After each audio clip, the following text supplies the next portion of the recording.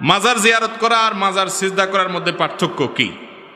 মাজার জিয়ারত আর মাজার সিজদা, মাজার জিয়ারত সুন্নত আর মাজারে সিজদা করা শিরক। মাজার জিয়ারত করা হলো সওয়াবের কাজ, আর সিজদা করা হলো কি?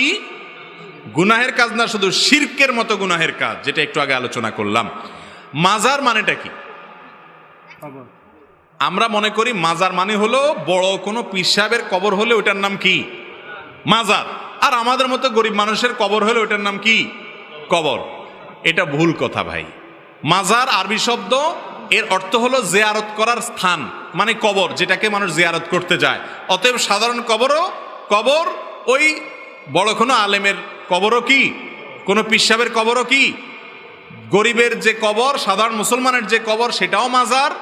আবার যে অর্থে এটাকে মাজার বলছেন, একই অর্থে বড় কোনো আলেমের কবরও কি, মানে জিয়ারত করার জায়গা। অতএব যে কোনো কবর জিয়ারত করা ভালো, কিন্তু সেখানে গিয়ে তার কাছে কিছু চাওয়া বা সিজদা করা, এটা কি না ভালো না, এটা হলো শিরক করা।